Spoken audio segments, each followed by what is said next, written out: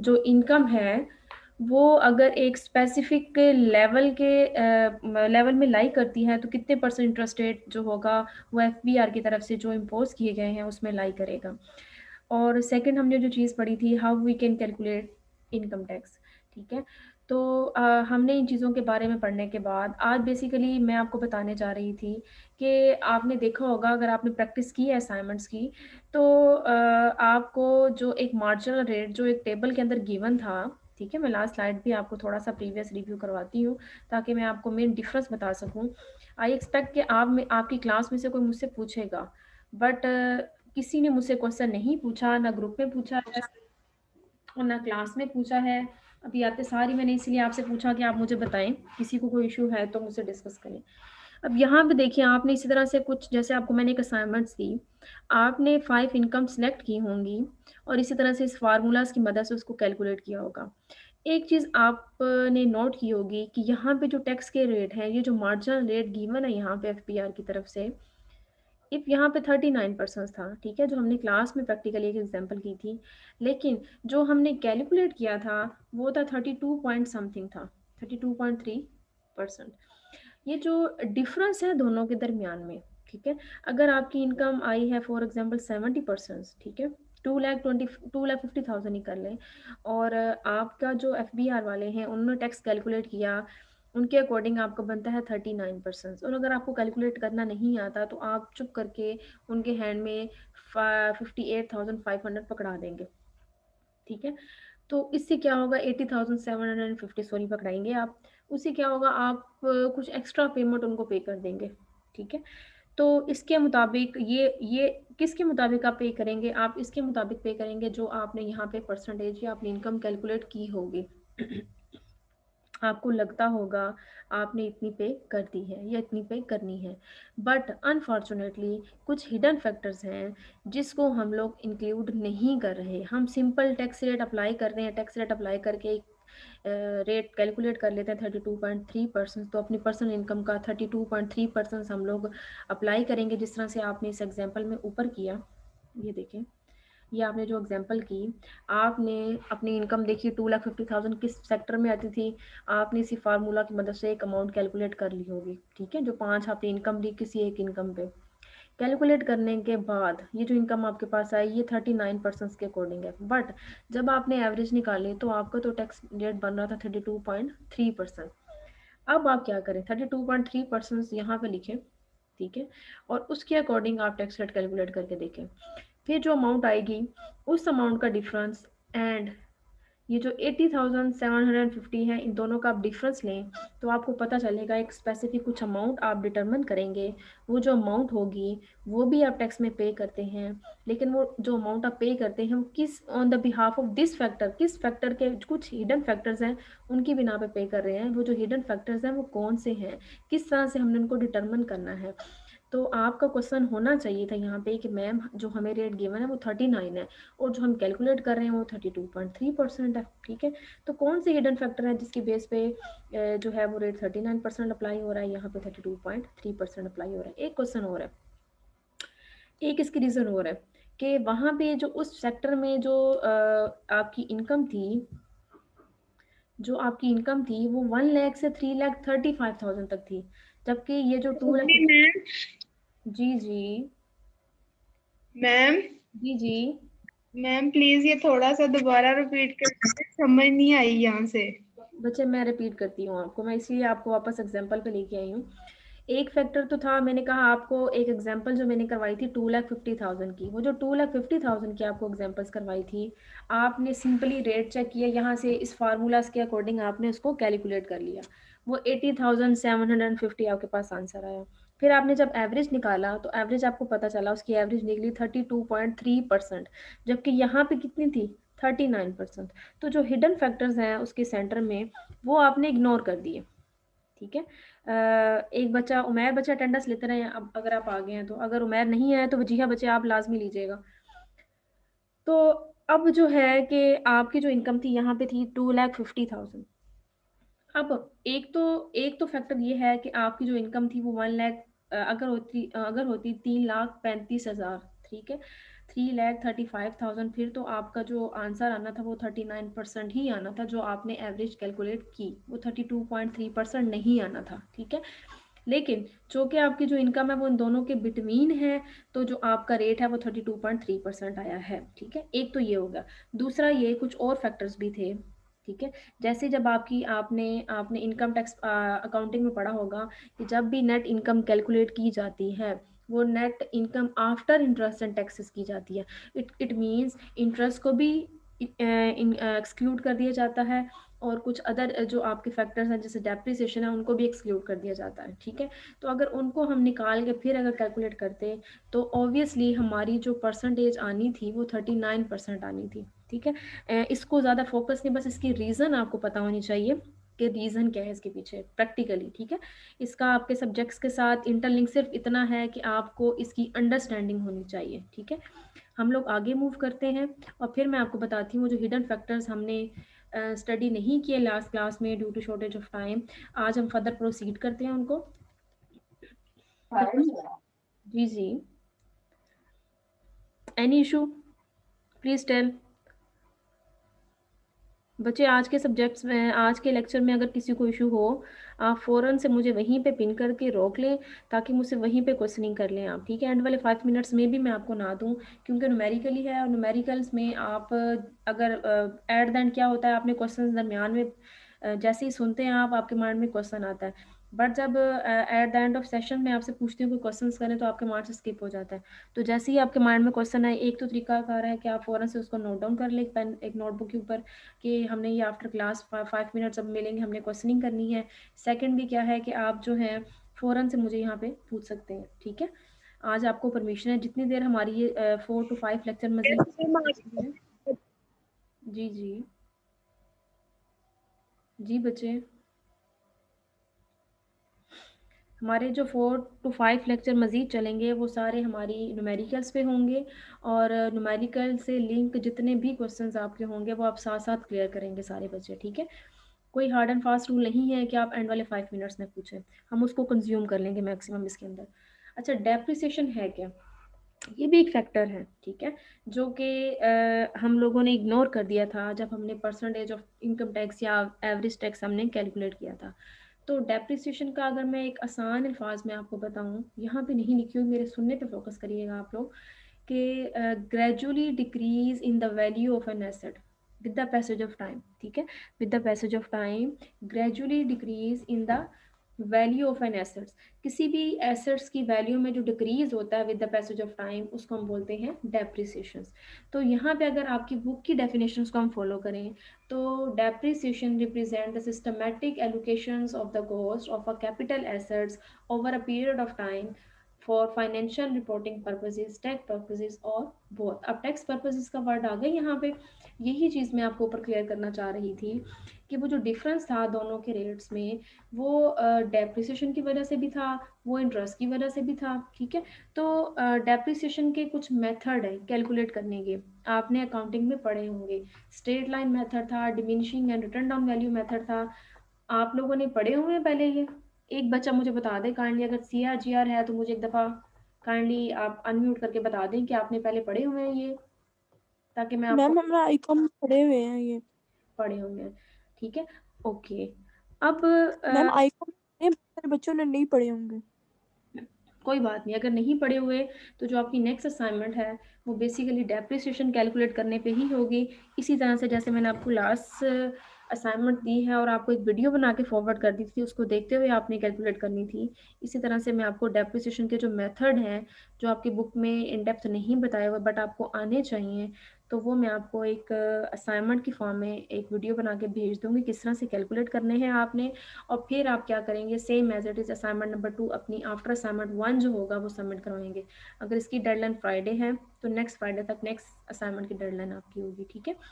अच्छा, अब इसके मेथड यहाँ पे मैं डिस्कस नहीं करूँगी कि how we can calculate the depreciations, because जब हमने असाइनमेंट्स में करना है तो यहाँ पे हम टाइम वेस्ट नहीं करेंगे।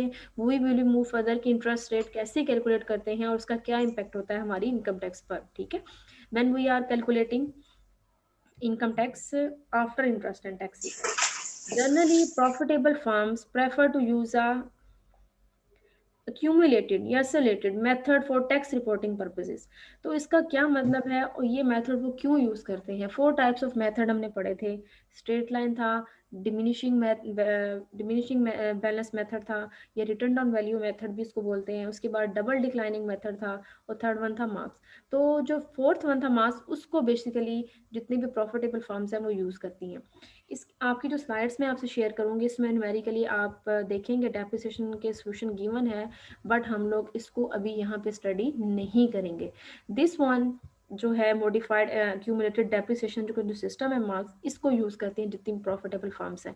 हाउ वी कैन कैलकुलेट, ये मैं आपको असाइनमेंट नंबर 2 में, जब मैं आपको आफ्टर वन असाइनमेंट नंबर 1 के बाद दूंगी, तो उसके बाद हम इसको स्टार्ट करेंगे, ठीक है।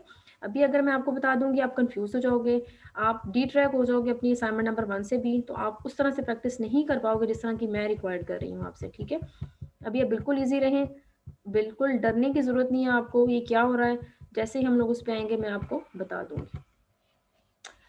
नेक्स्ट हम लोग मूव करते हैं अदर टैक्स टैक्स इश्यूज। जैसे मैंने आपसे अभी कहा कि जो टैक्स रेट में आपकी वेरिएशंस आई है due to some other hidden factors. एक तो डेप्रिसिएशन है, ठीक है। डेप्रिसिएशन के क्या एस्पेक्ट होता है वो हम असाइनमेंट करेंगे, डिस्कस करेंगे।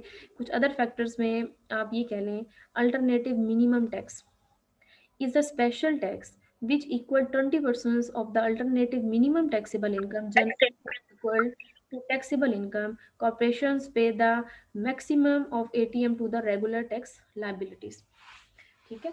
कुछ स्पेशल किस्म का टैक्स आपको पे करना पड़ता है। ये अल्टरनेट मिनिमम टैक्स रेट क्या होता है कि अगर आप पे कोई टैक्स रेट अप्लाई नहीं होता, स्पेशल टैक्स रेट 20% आपको मिनिमम टैक्सेबल इनकम पे करना पड़ता है। अगर आप किसी भी फैक्टर्स में या किसी भी उस इनकम सेक्टर में लाई नहीं करते, ठीक है, वो एक अलग से उन्होंने एक नीचे नोट लिखा होता है, उसके अकॉर्डिंग आपको 20% पे करना पड़ता है जितनी आपकी नेट इनकम होती है, ठीक है। क्वार्टरली टैक्स पेमेंट का क्राइटेरिया अगर आप देखें तो इसमें ये चीज़ है कि कंपनी है, मैं एक एग्जांपल दे रही हूँ, उसको ज़रा समझ लें, आपको क्वार्टरली टैक्स पेमेंट की समझ आ जाएगी। एक कंपनी है और उसकी जो टैक्सेबल इनकम ईयरली बनी है, उन्होंने कैलकुलेट किया 39% के अकॉर्डिंग, ये ज्यूम हम कर लेते हैं, उन्होंने कैलकुलेट किया तो जो टैक्सेबल इनकम बनी है उनकी 50,000। अब कंपनी क्या चाहती है कि वो उसको down payment at the spot ना करे, मीन्स टू से कि वो इकट्ठी उसको सबमिट ना करवाए, ठीक है। ड्यू टू सम रीजंस कह लें आपके फ़ौरन से निकालना मुश्किल होगा उनके लिए, या कुछ भी कह लें आप इसको, ठीक है। तो वो क्या करते हैं, वो उसकी पार्टीशन कर लेते हैं टू 4 क्वार्टर, ठीक है। अगर 12 मंथ है तो आप ये कह लें कि हर 3 मंथ्स के बाद वो 50,000 को डिवाइड करेंगे 4 पे, ठीक है। या 50,000 का 25% जो है वो पहले 3 मंथ्स में पे करेंगे, फिर जो नेक्स्ट 25% है वो नेक्स्ट 3 मंथ्स में करेंगे, फिर नेक्स्ट 3 मंथ्स में करेंगे, या फिर नेक्स्ट 3 मंथ्स में करेंगे। एक तरीका कार तो ये। दूसरा, 50,000 को डिवाइड कर लेंगे 4 पे, जो आंसर आएगा, ठीक है। 50,000 को 4 पे डिवाइड किया, ज्यूम करें आप कि आंसर आपके पास आया है 12,000 समथिंग, ठीक है। तो 12,000 वो 3 माह के बाद पे करेंगे, ठीक है, मार्च में।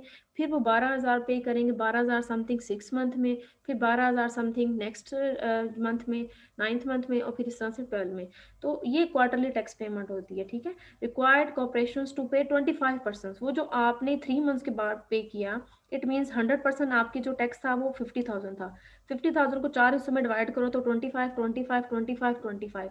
तो जो पहला 12,000 निकाला आपने, 50,000 का 25% लें तो कुछ इस तरह की अमाउंट आपके पास आएगी, 12,000 13,000, वो आप पहले 3 मंथ्स में पे कर दें। तो ये तरीकाकार होता है क्वार्टरली टैक्स पेमेंट का। Of their estimated annual tax liability of 15 अप्रैल, ठीक है, वो अज्यूम करें कि उनके जो टाइम पीरियड डिसाइड हुआ 15 अप्रैल है, 15 जून है, 15 सितंबर एंड 15 दिसंबर। ये 4 क्वार्टर उन्होंने बना लिए हैं, एक ईयर को डिवाइड कर लिया है 4 पार्ट्स में, ठीक है। जब भी सेमी एनुअली की बात हो तो इट मीन आफ्टर 6 मंथ के बाद 50% टैक्स पे करना, ठीक है। उसके बाद हम लोग बात करते हैं इंटरेस्ट डिडक्टेबिलिटी। जैसे मैं आपसे ऊपर बात कर रही थी, जो इनकम टैक्स अप्लाई होता है वो उस इनकम पे होता है that is calculated after interest and taxes. तो इंटरेस्ट डिडक्टेबिलिटी का फैक्टर भी इसमें इंक्लूड है। Interest expenses is the interest paid on outstanding date and it is tax deductible, ठीक है। इंटरेस्ट एक्सपेंसेस जो होते हैं वो हमेशा पे किए जाते हैं उन बॉन्ड्स पे, उन सिक्योरिटीज़ पे, उन स्टॉक्स पे के जो कि आपने डेट पे लिए होते हैं, आउटस्टैंडिंग डेट, ये बोरो किए होते हैं, आपने लोन लिया होता है, ठीक है। जब भी आप किसी कंपनी से या बैंक से लोन लेते हैं तो आप जब रिटर्न करते हैं तो आप कुछ इंटरेस्ट भी पे करते हैं आप, ठीक है। तो इंटरेस्ट भी आप उसमें से डिडक्ट करेंगे। कैश डिविडेंड का मतलब है कि जब आप फॉर एग्जांपल आपने एक गाड़ी परचेज की, तो गाड़ी फॉर अज्यूम करते हैं हम लोग जो करोला फिलहाल 20 है, तो उसकी जो प्राइस है वो 36 लाख है। बैंक से आपने निकलवाई, बैंक इंस्टॉलमेंट की बेस पे आपको बैंक चार्ज करेगा 42 लाख। तो 42 लाख जो वो आपसे चार्ज कर रहा है, तो बैंक कहेगा अगर आप मुझे पेमेंट, डाउन पेमेंट जो है 14 से 15 लाख डाउन पेमेंट करते हैं इसकी, तो मैं जो क्या करूँगा, आपको जो टैक्स, हमारा जो इंस्टॉलमेंट आपने पे करनी है उस पर जो टैक्स चार्ज करना है वो मैं कम कर दूंगा, ठीक है। तो डाउन पेमेंट पे क्या होता है, ऑटोमेटिकली इंटरेस्ट डिडक्टिबिलिटी क्या हो जाती है, मिनिमाइज हो जाती है। फिर उसके बाद आ जाता है after tax cost of debt. ये एक फार्मूला है इंटरेस्ट कैलकुलेट करने का। इंटरेस्ट एक्सपेंस जितना आपका हुआ है, तो जितना आपने बैंक को पे किया है उसको वन में से टैक्स रेट कितना, टैक्स किस परसेंट से आप टैक्स रेट पे करना चाह रहे हैं, कर रहे हैं, उसको उसमें से माइनस कर दें। फॉर एग्जांपल जैसे आपने ऊपर अपनी एग्जांपल में कैलकुलेट किया 39%, तो वन में से 39% आप क्या कर देंगे, माइनस कर देंगे। अगर आप जो है अपनी इनकम, अब ये जो एक नीचे लिखा हुआ था the debt financing has a tax advantage. अगर आप अपनी इनकम जो है वो अप्लाई करते हैं आईबीआईटी पे, ठीक है। आईबीआईटी का मतलब है before interest and taxes. Interest and taxes को डिडक्ट किए बगैर आप उस इनकम पे इनकम टैक्स रेट अप्लाई करते हैं, तो क्या होता है कि आपको जो आपकी इंटरेस्ट, आपकी जो इनकम फॉर एग्जांपल 60,000 आई है, जबकि आप उनको माइनस करते हैं, माइनस करने के बाद 50,000 बाकी बचते हैं, 50,000 पे आप क्या करते हैं, आप टैक्स अपनी लाइबिलिटी कैलकुलेट करते हैं। लेकिन जब आप 60,000 पे करेंगे तो अज्यूम जहां आपकी टैक्स पेमेंट जो थी वो आनी थी 12,000, वो आपने जब 60,000 पे किया तो वो आई 16,000, तो 3,000 का जो गैप पड़ गया वो आपको एक्स्ट्रा पे करना पड़ेगा। फिर वो पे करने के बाद जब आपके पास अमाउंट बाकी बचेगी तो आपको याद आएगा आपने तो इंटरेस्ट पे करना है, तो आप पहले ऑलरेडी डिडक्शन करवा चुके होंगे, ठीक है। फिर आप उसमें से फिर दोबारा से क्या करवाएंगे आप। तो इन चीज़ों को आपको इंश्योर रखना चाहिए कि आपकी जो फाइनल इनकम है वो कितनी बची है, और किस तरह से आफ्टर इंटरेस्ट एंड टैक्सेस आपने उस पर आपने अपने जो इनकम टैक्स रेट है वो अप्लाई करने हैं और अपनी इनकम को कैलकुलेट करना होगा आपने। उसके बाद हम लोग बात करते हैं मज़ीद handling corporate losses and gains, ठीक है। अगर यहाँ पे एक मैं आपको एग्जांपल दूंगी, आपको क्लियर हो जाएगा कि corporations that sustain a net operating loss can carry back 2 years and carry forward for 20 years to offset operating gains in those years। क्या मतलब है इसका, इसका मतलब ये है कि आप जब फॉर एग्जांपल आपके पास हर मंथ 3 मंथ्स के बाद आप अगर घर आपके पास 10,000 आए हैं, आप उस 10,000 में से 8,000 आप एक्सपेंस कर लेते हैं, 2,000 आप सेविंग कर रहे हैं, कंसेक्टिवली 3 मंथ्स आप ऐसे ही करते हैं, इट मीन्स आपके पास 6,000 की सेविंग होगी फॉर लास्ट 3 मंथ्स की। अब जब 4 मंथ स्टार्ट हुआ तो 4 मंथ्स में आपके पास अगेन 10,000 आए, बट जो आपका एक्सपेंस हो गया दैट इज 18,000, 18,000। तो अब आप क्या करेंगे, फर्स्ट प्रायोरिटी आपके पास यही होगी कि आपने जो सेविंग किया है उसको कंज्यूम करें, ठीक है। तो उसके बाद अब बाकी जो बच जाएगा, जब जितना आप 6,000 तक तो आप पे उसी में से कर देंगे, तो बाकी जो 2,000 है वो जो नेक्स्ट मंथ आपका आएगा आने वाला, आप उसमें कर देंगे, ठीक है। तो आप इस तरह से अपनी डेली लाइफ में करते आ रहे हैं। तो गेन्स और लॉसेस को हम इसी तरह से ट्रीट करेंगे फाइनेंस में। अब यहाँ पे जब आप इस सिनेरियो में अब आप इसको पढ़ेंगे आपको बहुत अच्छी समझ आएगी कि यहाँ पे लिखने का पर्पस क्या है। कैरी बैक 2 ईयर्स का मतलब है, ये एक सेट रूल है कि मैं एक एग्जांपल भी आगे आपको देती हूँ। उसमें क्या था, एग्जांपल बल के आ जाते हैं, हम न्यूमेरिकली पे आ जाते हैं ताकि फिर मैं आपको वापस इसी स्लाइड पे लेके आऊँ। यहाँ पे देखें आप, सॉरी यहाँ पे आ जाते हैं। The loss can offset the gain in each of the year 2001 and 2002, ठीक है। 2001 एंड 2002 में आपने कुछ सेविंग की, ठीक है। 2000 में आपकी सेविंग थी 1,50,000, वन में थी 1,50,000, टू में आपने की 1 लाख, ठीक है। ये पिछले 3 सालों की, जैसे पिछले 3 सालों में आपने 2-2 हज़ार सबमिट किए थे अपने सेविंग के तौर पे। जब 2003 स्टार्ट हुआ आपको लॉस हो गया 5 लाख का। तो फर्स्ट प्रायोरिटी तो आपकी यही होगी कि जो आपकी सेविंग है उसको आप यूटिलाइज करें, बट कैरी बैक 2 ईयर्स एक सेट रूल है कि आप 2 साल पीछे जा सकते हैं, ना कि आप प्रीवियस उसे जा सकते हैं। जैसे मैंने एग्जांपल आपको दी, आपने 3 मंथ्स के 2-2 हज़ार कर लिया, but according to finance set rule आप 2 ईयर्स कैरी बैक कर सकते हैं और बाकी जो लोन है उसको फर्दर प्रोसीड कर देंगे, फॉरवर्ड कर देंगे up to next 20 years. 20 years का मतलब है वो नेक्स्ट ईयर में भी आप पूरा पूरा फुलफिल कर दें, आपकी मर्जी डिपेंड, या आप 20 सालों में थोड़ा थोड़ा डिवाइड करके उसको उसको उतारते रहें आप, ठीक है, विड्रॉ करवाते रहें आप, रिड्यूस करवाते रहें आप। अब यहाँ पे देखिए 2,50,000 लॉस हुआ, तो ये जो 2000 है ये तो आपकी सेविंग की सेविंग, जब 2000 की सेविंग यहाँ पे आ गई, तो 2000 ये आपके पास अभी भी सेव है, 2001 में आपके पास आया, तो इसको आप 5 लाख में से कितना आप जो है अभी पे कर सकते हैं 2003 में अपनी सेविंग में से? 1,50,000 आप 1 का यूज कर सकते हैं और 1 लाख आप यूज करते हैं 2 का। इट मीन्स 2,50,000 आप पे कर सकते हैं 2003 में। लेकिन जो रिमेनिंग 2,50,000 है, इसको आप फर्दर प्रोसीड करेंगे for up to 20 years, depend on you, आप जो हैं इसको 2004 में कम्प्लीटली पे कर दें, या आप 2004 में 1 लाख पे करें, फिर 2005 में 1 लाख पे करें, फिर 2006 में 50,000 पे करें, depend on you, but within 20 years limit you have to pay it. ठीक है, तो अब ये एग्जाम्पल समझने के बाद जब मैं ऊपर वापस आपकी स्लाइड पे आ जाती हूँ, तो अब आप इसको पढ़ें तो आपको समझ आ जानी चाहिए कि क्या मतलब है इसका। Operating losses can carry that loss back, carry back 2 years, 2 years 2 सालों के लिए बैक भी किया आपने, and forward carry forward 20 years to offset operating gains in those in these in those years. ठीक है, losses are generally carried back first and then forward, जैसे वो कह रहे हैं 2 साल पहले आप बैक फॉरवर्ड करेंगे, फिर आप आगे फर्दर करेंगे कैरी फॉरवर्ड। ठीक है, उसके बाद यहाँ पे वही बात जो एग्जाम्पल मैंने अभी आपको करवाई, Lisa Mirror examining the impact of operating loss at Basket Wonders BW in 2003. The following timeline shows operating income and losses. What impact does the 2003 loss have on BW? तो BW को 2003 के loss पे क्या impact है? ठीक है, हमने calculate कर लिया कि 2000 की सेविंग हम यूज नहीं करेंगे, carry backward 2 years, carry back 2 years की जो एक फिनोमिना है, एक जो सेट रूल है उसके अकॉर्डिंग अगर हम लोग करें, तो 1 और 2 की अगर हम सेविंग में ना लें तो 2,50,000 हम पे कर सकते हैं, लेकिन 2,50,000 हम फिर क्या कर देंगे, नेक्स्ट 20 ईयर के लिए कैरी फॉरवर्ड कर देंगे। ठीक है, उसके बाद हम लोग आ जाते हैं, ये एग्जाम्पल आपकी हो गई, उसके बाद आ जाते हैं capital gains and capital losses. ठीक है, कैपिटल गेन्स आपको हमेशा होता है जब आप कैपिटल एसेट्स को सेल करते हैं। कैपिटल एसेट्स मींस जो हैवी इन्वेस्टमेंट्स आपकी कॉर्पोरेशंस में होती है, जैसे आप हैवी मशीनरी पे परचेज करने के लिए आप ये हैवी मशीनरी को सेल करते हैं, परचेज करते हैं, तो कैपिटल एसेट्स।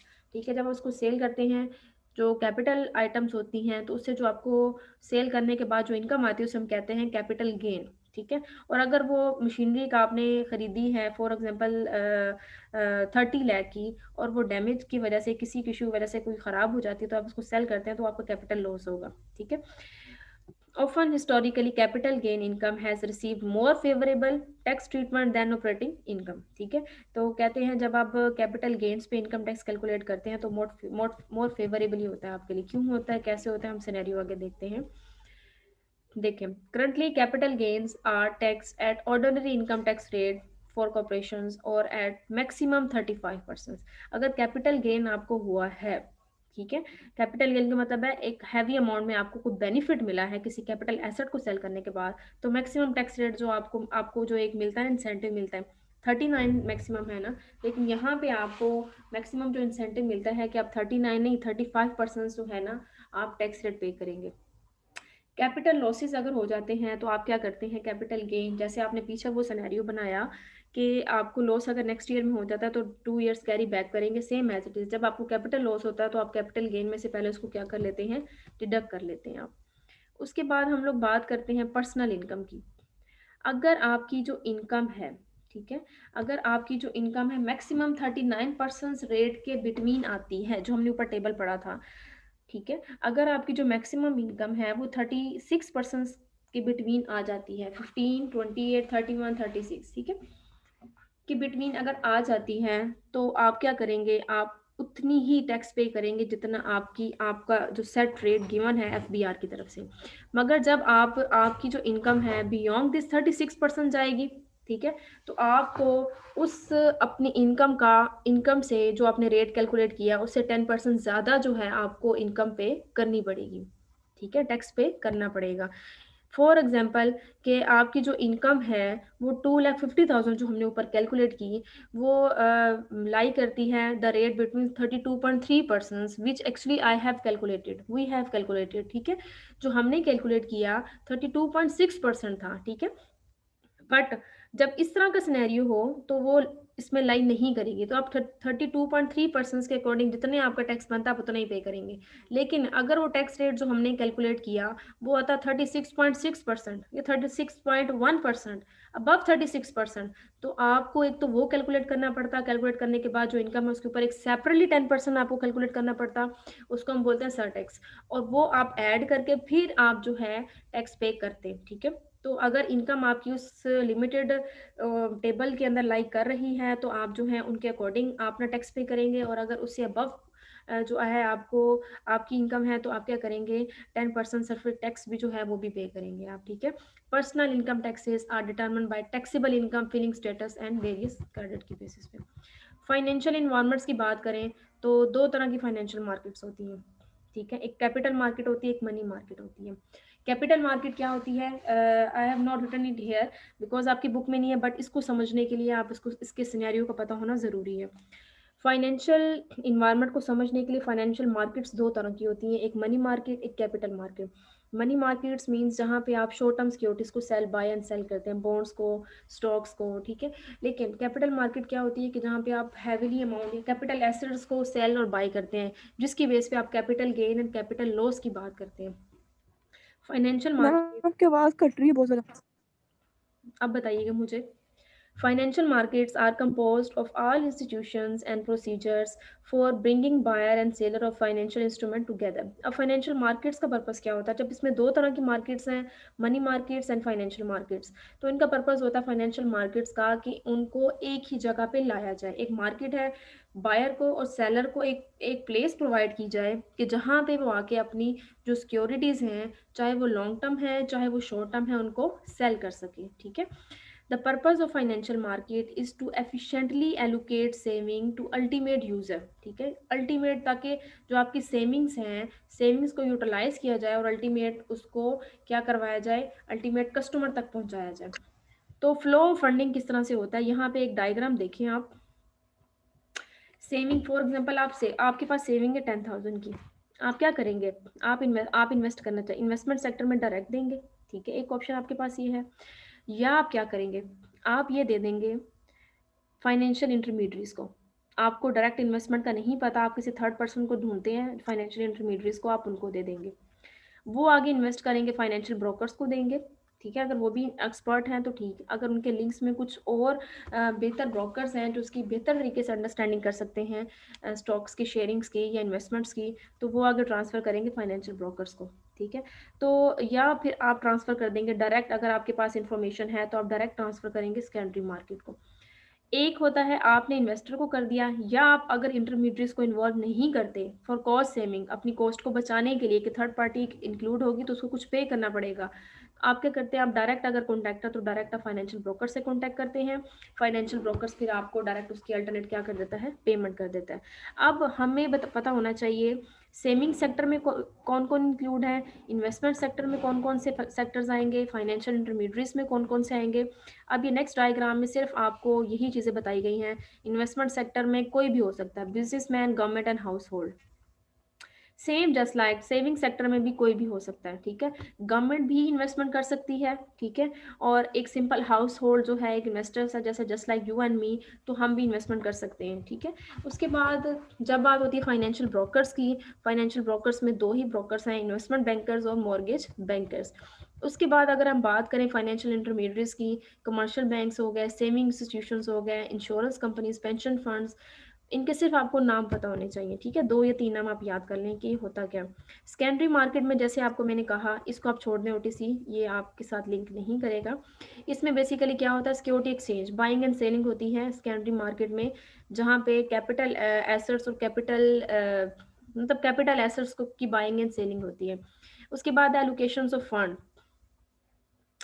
फिर जब आप ये सारा कुछ कर लेते हैं, ये सारी की सारी आपने जब सिनेरियो कर ली, उसके बाद अब आप अपने फंड्स को एलोकेट करते हैं और फिर बताते हैं कि आपको किस मार्केट में इन्वेस्टमेंट करनी चाहिए, किस मार्केट से विड्रॉ करवा लेना चाहिए, कहाँ से आपको रिटर्न हाईएस्ट मिलेगा और कहाँ पे आपको लॉस होने के चांसेस हैं। फिर आप अपनी कैलकुलेशंस करते हैं on the basis of this saving trend to be allocated to the most efficient uses, कहाँ पे आप सेविंग्स को मैक्सिमम यूज़ कर सकते हैं। अब यहाँ पे देखें, आपने इनके नाम्स पे नहीं जाना, फिलहाल ये हम वन बाय वन आगे मजीद पढ़ेंगे।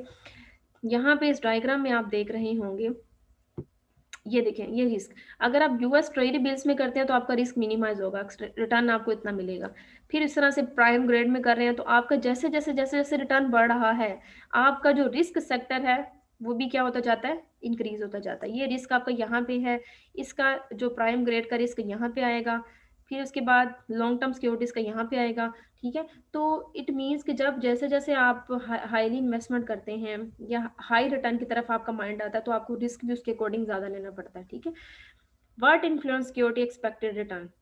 Default risk is the failure to meet the term of contract.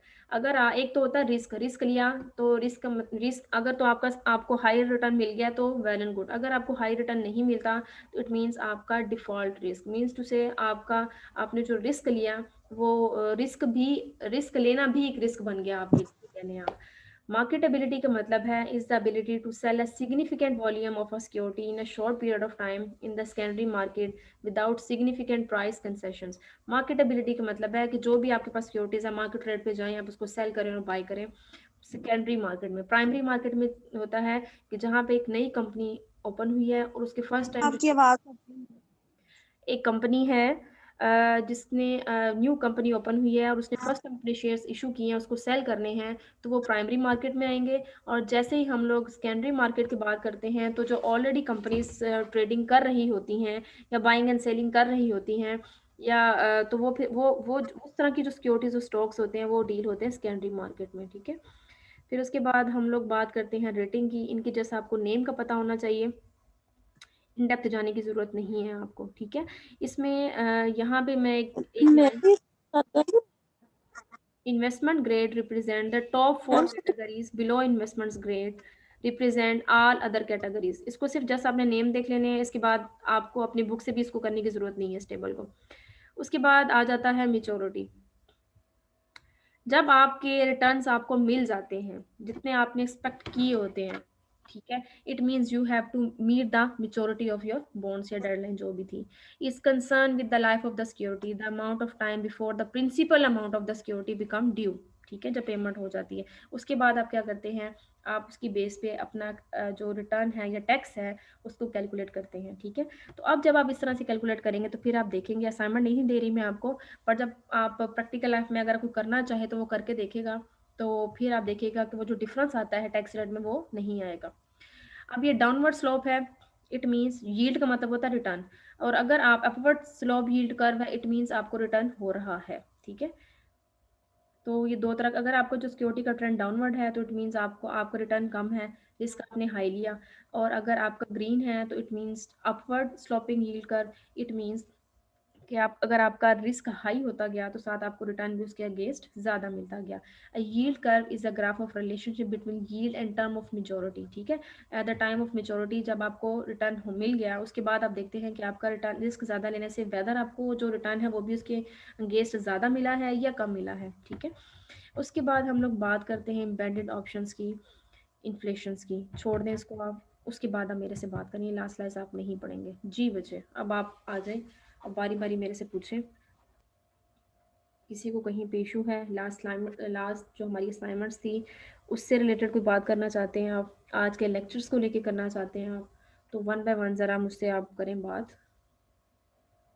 I am available and you have ma'am आपने कहा था जो जो टैक्स आपने निकालना है, आपने कुछ बताया था ना कि अगर उसके बीच वाला नंबर आ जाए, फर्ज करें अगर 40,000 किसी की सैलरी और 50,000 अगर उसके बीच वाली कोई सैलरी हमने निकालनी हो तो वो किस तरह निकालेंगे? मतलब वो हम किस चीज़ को काउंट करेंगे, ऊपर वाली को या नीचे वाली को? अ, मैं आपको वापस आ जाती हूँ, ऊपर-नीचे वाले को बच्चे हमने काउंट नहीं करना। हमने जैसे हम चेंज कर लेते हैं अपना सिनेरियो 2,50,000 जैसे मैंने आपको कैलकुलेट करना बताई थी, हम इसका रेट चेंज कर लेते हैं, ठीक है? अब आई अज़्यूम कि जो मेरी जो सैलरी है, वो है स 80,000 अब 80,000 जो है आप देखिए 34 पर्सन्स में लाई कर रही है, ठीक है? अब 34 पर्सन्स में इस फ़ॉर्मूले के अकॉर्डिंग मैं इसको कैसे करूँगी? 13,750 प्लस 0.34 मल्टीप्लाई आईएनसी का मतलब है यहाँ पे मैं अपनी original income I assume my income is 80,000 तो मैं यहाँ पे 80,000 लिखूंगी। यहाँ पे ये जो साइन है यहाँ पे आपने लिखना माइनस सब्ट्रैक्ट। इसमें से किसको करना है? ये जो मिनिमम रिक्वायरमेंट है इस सेक्टर की इनकम की, तो 80,000 में से आप माइनस करेंगे 75,000 और फिर इसको इस फार्मूला के अकॉर्डिंग जब कैलकुलेट करेंगे तो आपके पास एक इनकम आ जाएगी। क्लियर हुआ? जो इनकम आपके पास आएगी वो टैक्स होगा। फिर जब अगर आप जी। एवरेज निकालना चाहोगे, तो एवरेज आप किस तरह से निकालोगे? जो आपका इसको कैलकुलेट करके आंसर आया होगा, उसको आप डिवाइड करेंगे। टोटल 80,000 जो आपकी ओरिजिनल इनकम होगी, मल्टीप्लाई बाय 100 करेंगे तो आपके पास एक रेट आ जाएगा आपकी इनकम का। जी बच्चे, क्लियर हो गया? तो मैम असाइनमेंट में हम लोग यही वाली रकमें यूज़ कर सकते हैं ना, जो यहाँ लिखी हुई है? कौन-सी वाली बच्चे? ये जो इस पेज पे आप लिखी हुई है, हम लोग ये यूज़ कर सकते हैं ना ये वाली? आप बच्चे सिर्फ़ ये यूज़ कर सकते हो, ये आप बेशक कैलकुलेट ना करो, ये आप यूज़ कर सकते हो, बट आपको याद भी होनी चाहिए, ठीक है? अगर आप एक दफ़ा कैलकुलेट कर लो, तो आपको याद करने की भी ज़रूरत नहीं होगी, ठीक है? तो ये आप बस आपको याद होनी चाहिए, बाकी इनकम आपने कोई 5 इनकम खुद से सिलेक्ट करनी है, किसी भी सेक्टर में वो आएँ, ठीक है? 5 इनकम आपने सिलेक्ट करनी है, उसको कैलकुलेट करना आप सीखना है कि आपने कैलकुलेट करना किस तरह से है आपने। और मैम ये जो रेट दिए हुए हैं 15% 20% ये मतलब हम लोग को याद करने पड़ेंगे कि इतनी सैलरी के ऊपर इतना अलाइ जी, करता जी, है या हम लोग को ये पहले से दिया आपको जाएगा? याद कर लें आप या आप एफबीआर की वेबसाइट पे आपको देखना आ गया है, करना किस तरह से है। कभी इन फ्यूचर कभी कैलकुलेट करना पड़ जाता है, तो एफबीआर की वेबसाइट पे जाएँ, मैं वो भी आप कभी टाइम मिला तो आपको बताऊँगी। तो एफबीआर की वेबसाइट पे जाएँ, वहाँ से आप पीडीएफ में डाउनलोड कर लें, हर साल अपडेट होता रहता है, ठीक है? तो ये आप याद करेंगे आज ये मैम मतलब ये अगर हम क्वेश्चन अगर देंगे तो ये आएगा ना? जी, जी। अगर आप क्वेश्चन देंगे तो ये आएगा ना? मतलब ये तो देंगे ना 15% है इतने के ऊपर, 25% है इतने के ऊपर? जी, जी, बिल्कुल, बिल्कुल। जब मैं अगर पेपर्स में दूँगी तो मैं मेंशन बल्कि